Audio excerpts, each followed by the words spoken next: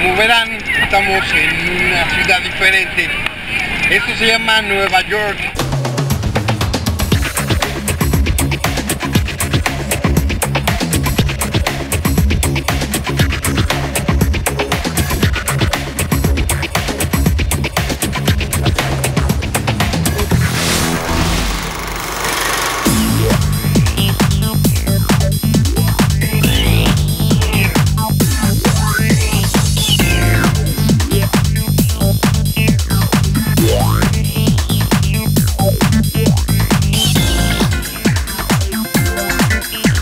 Vamos a platicar con los diferentes protagonistas, con el director, con el escritor, con el productor, que es Tim Burton, y quiero que me acompañen en este especial internacional close-up a Abraham Lincoln Vampire Hunter aquí en la LATA.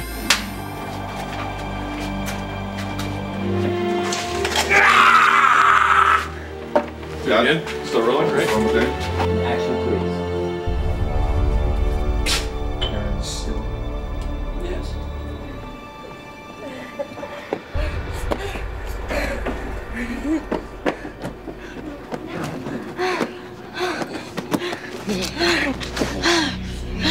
Not too rough now.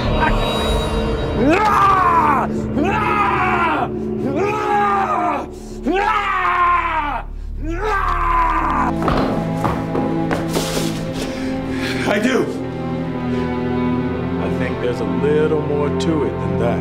Gente de la LATA, bienvenidos al close-up de Vampire Hunter, Abraham Lincoln, y tenemos aquí al director y al escritor. Hi, nice to meet you, man. Nice to meet you, yeah. Guys, nice to meet you.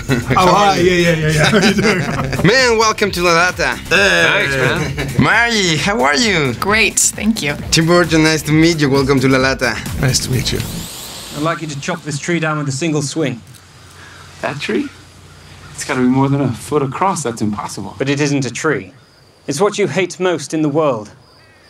So tell me, Mr. Lincoln, what do you hate?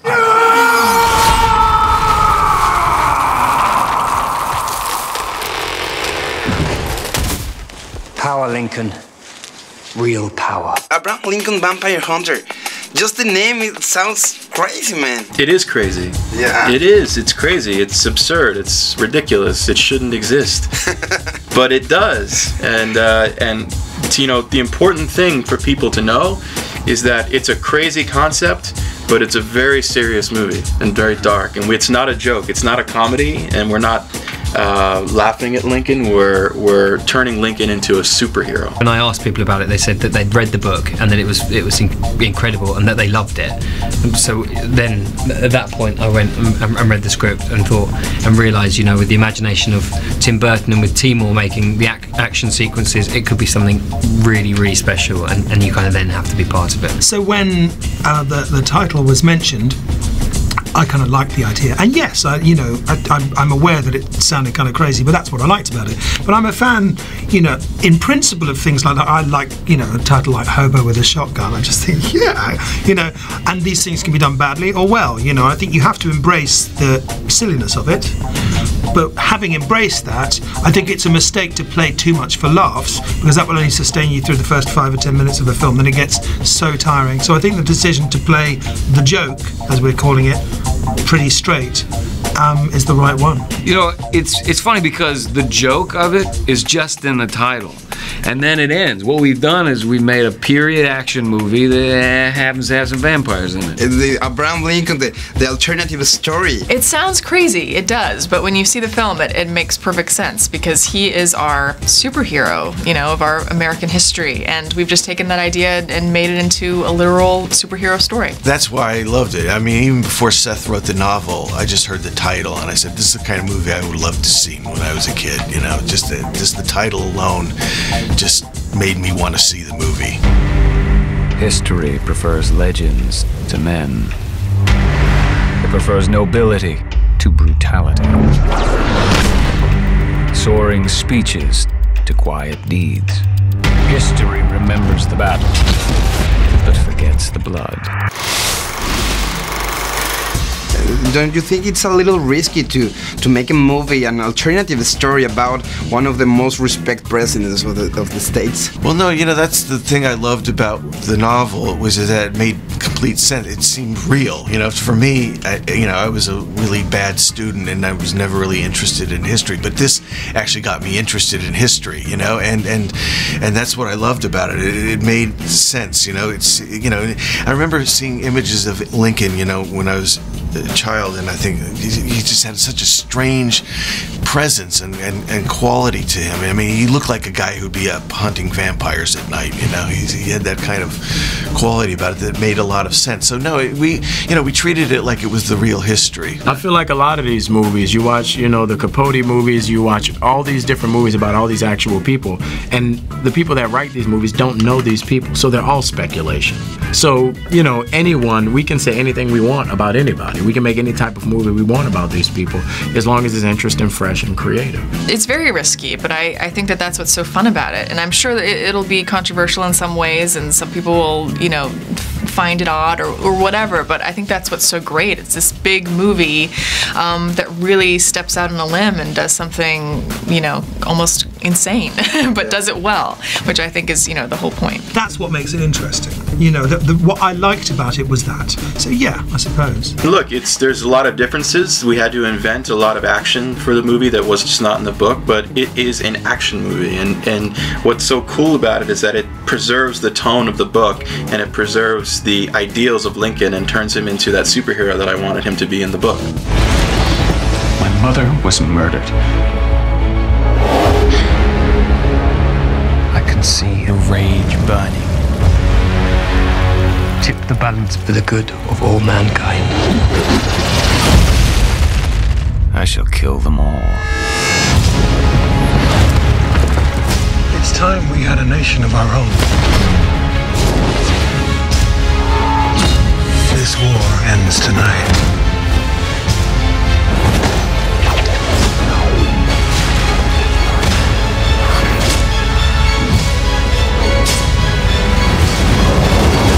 You think that it's just in your imagination, or maybe it can be real in some time in the history? Well, that's what I loved about this. It felt real, I mean, it made a lot of sense, linking it to actual historical events. It kind of made a complete sense. And again, like I said, when you look at him, you just look at him and it makes sense. He does seem like that kind of a guy. So I mean, that's that was the fun of it, and part of the charm for me was that treating it real. Or they're dead.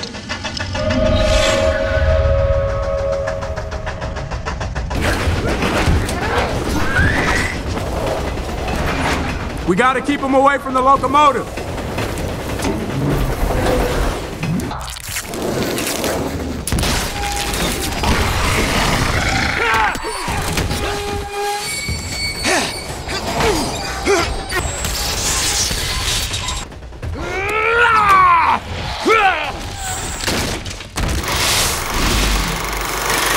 Tell me about your character. You are the wife of Abraham Lincoln. Yes, I play Mary Todd, and reading up about her when I was preparing to play the role, I discovered that she was an incredible woman and someone that I really admire and look up to now. She was strong and opinionated and passionate and willing to speak her mind at a time when women really weren't supposed to do that. And, there were a lot of people who didn't like her for that, but she did it anyway. And I was really excited to play her once I started reading up on her. And she transformed into another woman. Yeah. Not just physically. Instead, it's very mature and it's a kind of leader. Absolutely. That's another great thing about the characters. I get to play this woman who starts out as this almost like teenager, sort of coquettish, young, sweet girl into this really strong woman who's been through a lot, and it shows. And she knows a lot, and she's strong, and she's able to carry this, what's going on in her life. And it was exciting to get to do that. I now pronounce you man and wife. You may kiss the bride.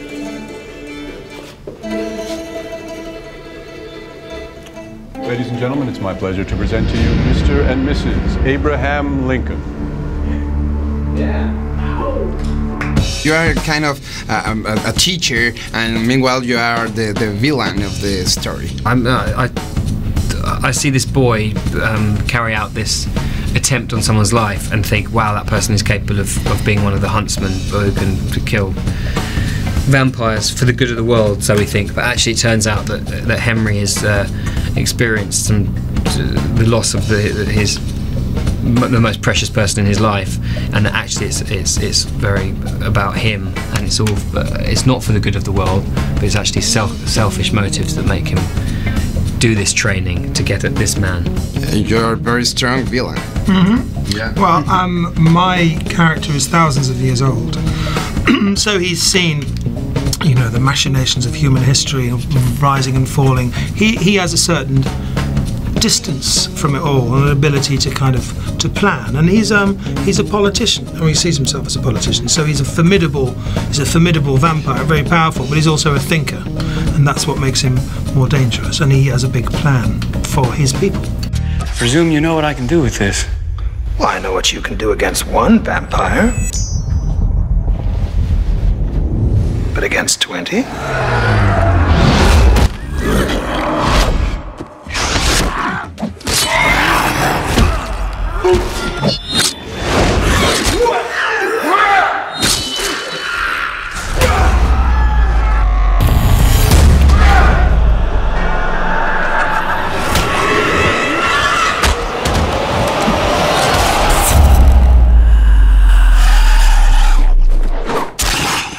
You are the friend of Abraham Lincoln. Yeah. This is a subject very strong in the movie, the friendship. Right. Right. What is this about?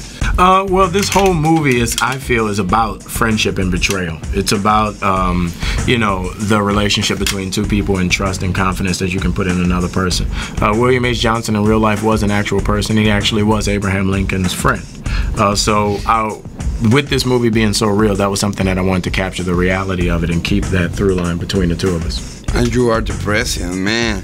I think that was an honor. Yeah, yeah. And I think that's an honor for you. Oh, a huge honor. To be part of the Lincoln legacy, even in the context of a vampire movie, is a real honor I'll never forget.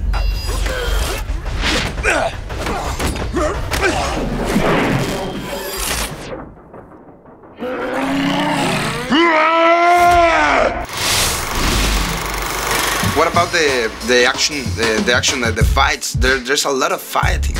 Yes, because they're bad, and we have to fight with them, and it's because why there is a lot of fighting in the movie. All of the action, the design of the action and the sequences come out of, you know, Timur's mind with his great team of people working with him. That was, for me, you know, my job was, I like writing two people sitting and talking. It's very easy, you know, I enjoy it.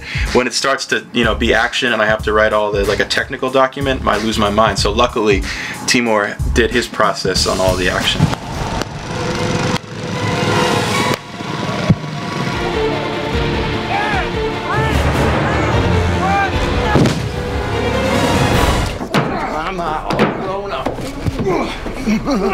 Well, you're better with an axe than you were with a gun.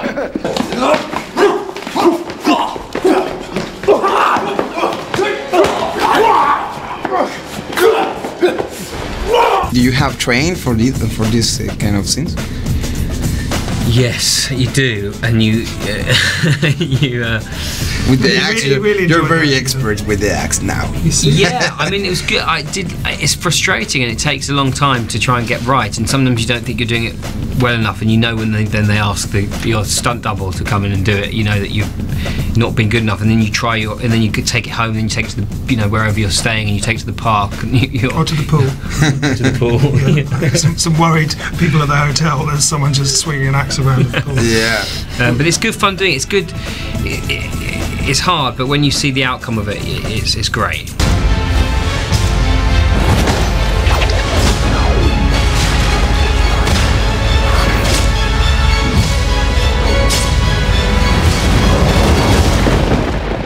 Only the living can kill the dead. And what a fights! With the axe? Why the axe? Why the axe? Well, that's historical. He was good with an axe, but we just heightened that a bit. We made it a little bit more. But it's all true. There was a lot of training for the actors. Yeah, I think they went through a lot. Because look, I think anytime you got to do that kind of stuff, it's good when most actors. Ben was really good at wanted to get into it, and it helps a lot, and that's part of the fun of I think probably being an actor. It's stuff you wouldn't. Oh, I get to play with an axe.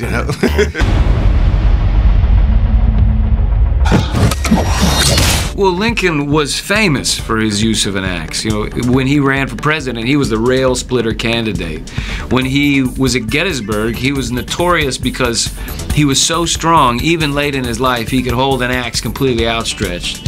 And, it's a symbol of his strength and honesty. And that's what the movie does, is we re-examine these symbols and kind of play with them a little bit. Our fathers brought forth on this continent a new nation, final resting place for those who here gave their lives that that nation might live. Thank you very much, guys. Nice to meet you. Nice to meet you too. We hope you liked the movie. Thanks for having us. Okay, Mary, nice to meet you. Nice to meet you too. Thank you very much. Thank you. Thank you very much. I know you love Mexico. Yeah, I'm gonna come there in the fall, I think. We are such a fan of your movies. Where are you from? Mexico City? Mexico City. Yeah, I'm gonna come there in the fall. Thank you guys, nice to meet you. Nice to meet you too. Nos vemos, yo soy Alex Montiel, pase el chido y nos vemos en el cine.